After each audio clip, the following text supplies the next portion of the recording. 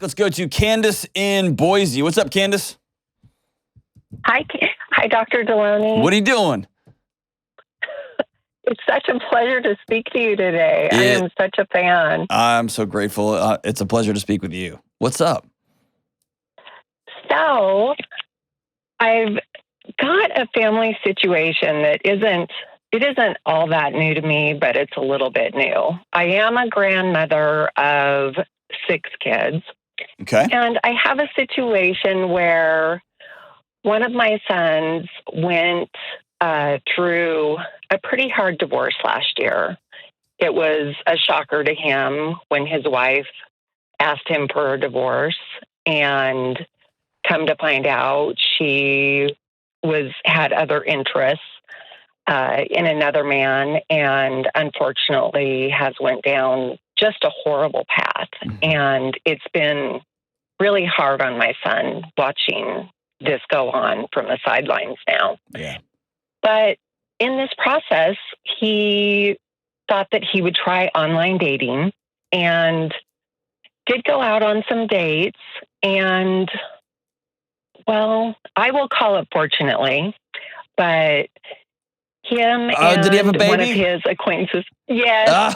Oh, man. Him and one of his acquaintances got pregnant. One of his acquaintances. Oh, that's the best grandma way to say that.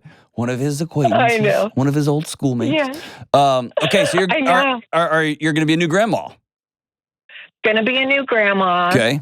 And he has wanted to be a dad for a long time. Okay. So that is my very first thought when he told me was, oh my gosh, you get to be a daddy finally. And I am genuinely happy for him. I was then and I am now. Okay. The odd situation is that since there wasn't a relationship before the pregnancy, neither one of them are pursuing a relationship, a couple relationship afterwards. And they've agreed to, be co-parents. And she actually is a parent. She has 2 other children, and we've spent enough time with them that she's an amazing mama. Mm-hmm. She's a very generous mother when it comes to her children's time spent with their dads. And I feel nothing bad about her at all because of that. I mean, she's amazing. Cool. So I guess my question comes in, what kind of boundaries? Okay, first of all, I'm having a hard time expressing to my son what my thoughts are about his role to take with her. I mean, I'm encouraging. I've spent time with them, with her kids. I just don't feel like he's connecting. Who's he not connecting with? With her or with this baby? Well, he's not connecting with the baby. He's not connecting. He's excited to be a dad. Yeah. We've been to ultrasounds and that kind of thing, but he's not interested in what's going on in the pregnancy, really. Mm-hmm. And that is shocking to me because he's such a loving man. Yeah. I can tell you I struggled with that, and I was married. I didn't know what what to do. I didn't know how, or I didn't know anything about what was happening with pregnancy. And I had to go read up. I just didn't know. And so ultimately I had to have some hard conversations about, hey, I'm on the outside here, right? And we live together. And so I got to see the ins and outs. I didn't know what was happening. So I'm trying to just put myself in his shoes for a minute. To even, I know somebody's pregnant. I don't fully understand what all that means. You know what I mean? And I'm just going home to my apartment every night, and I'm not living with this situation. And so I can imagine there's a disconnect there or a distancing. Do they go have coffee every once in a while or whatever? Or are they just going about their lives, and when the baby's born, they'll figure it out? they're both kind of going on about their lives.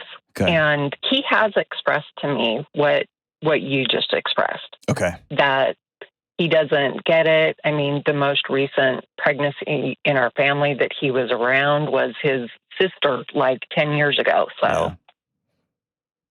Yeah, and she probably, this is her third one of these, and so there's some routine for her.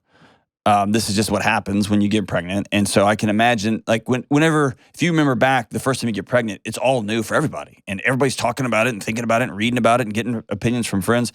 Now this is her third, right? And she's figuring out, how am I going to be a single mom of 3 kids now and manage these 2 men in my life now or whatever. And she's probably dating too, like, right? So it's a whole bunch going on for her. So I can imagine there's just a distancing there. It sounds like the bigger picture here, and if he was on the phone, I'd be having a whole different conversation. The bigger picture is you had a picture of what it would be like when he had his first baby, and this is not it. And you are trying to navigate this wild world where 2 adults decided to hook up one night. They had a baby, and they're like, great, we'll be great parents. See you later. And you know enough to know it's not going to work like that over time, but also they're both good people. Like, let me say it this way. We have a picture in our head of when couples do that clearly they're idiots, or they have mental health issues, or they're evil.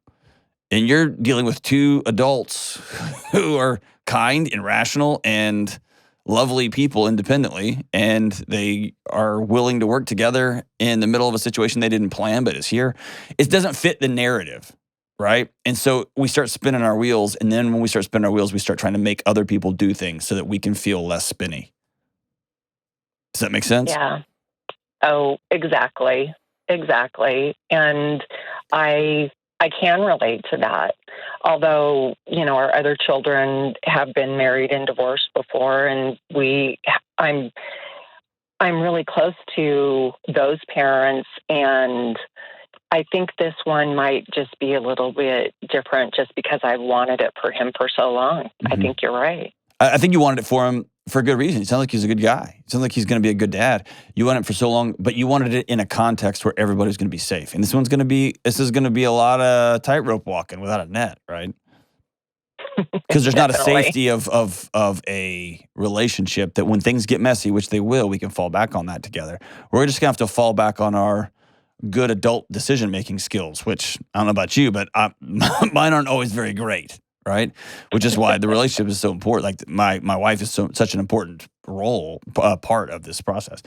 I would focus on, if I'm you, what can I help you with? Like, how can I help?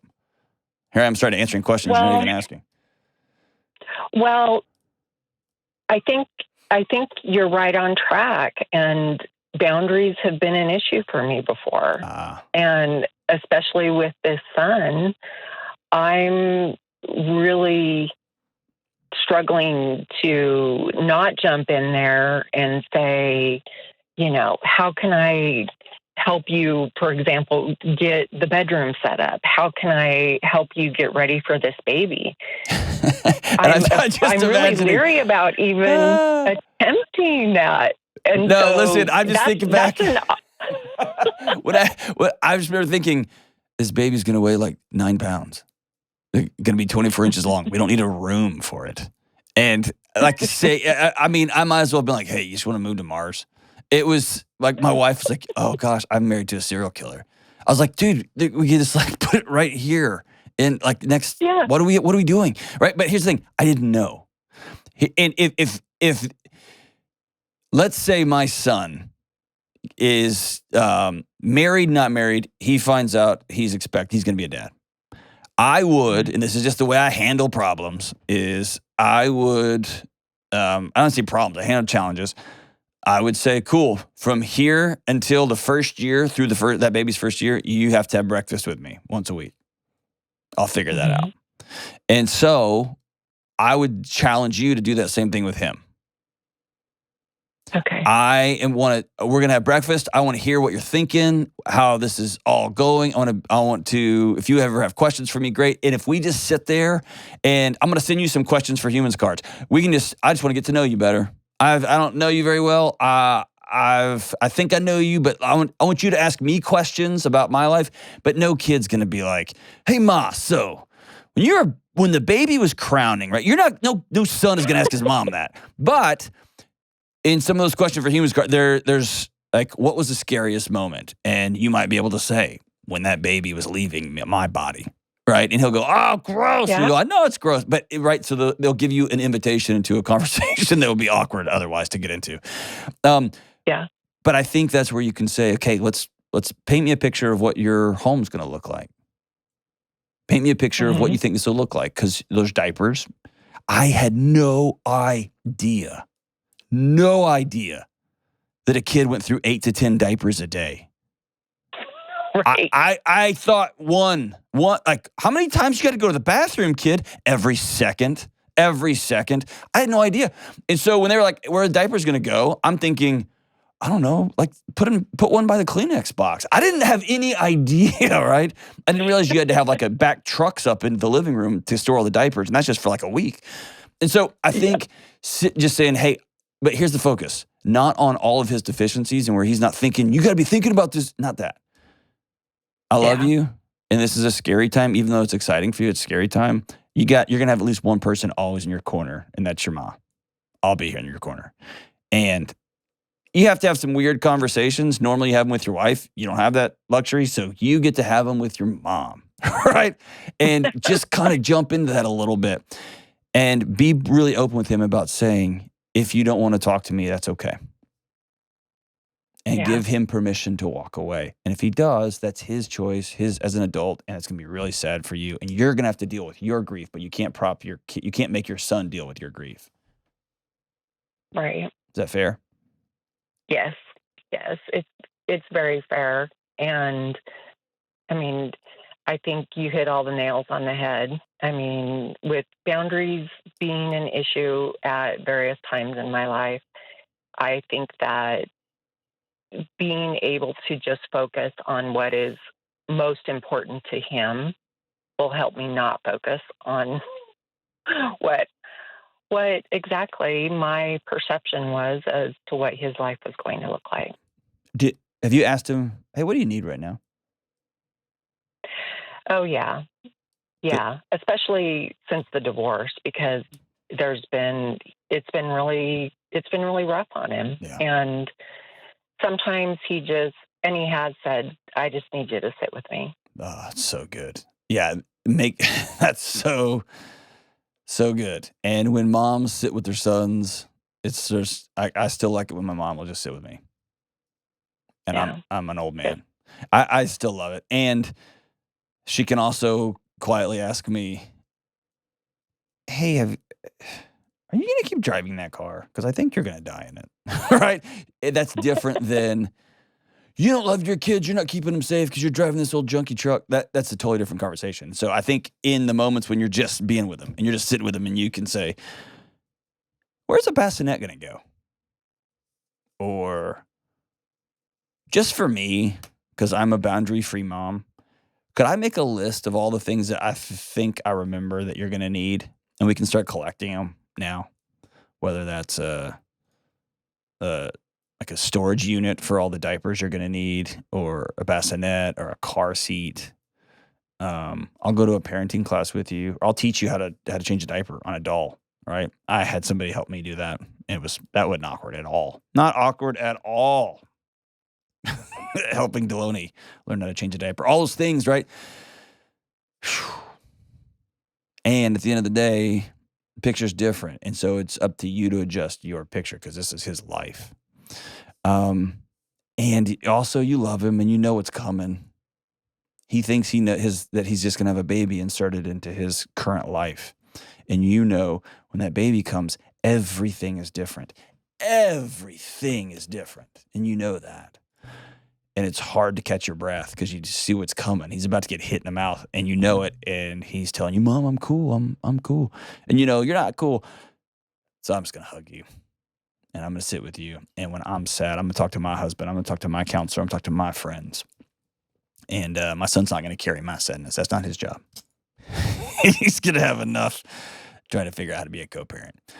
You're awesome, Candace. He's lucky to have you. Lucky, lucky, lucky to have you. And to all the parents out there whose kids have made decisions that you don't understand, that don't make sense, that are dumb, that are idiotic, that are lovely, they're just different than the way you did it. Remember, their job is not to live your life. Their job isn't to do everything the way you wanted it done. Their job is to just be your kid, and your job is to love them. Even if that means holding them accountable, having hard conversations. I get all that. But most of us need love and connectivity and then accountability, not the other way around.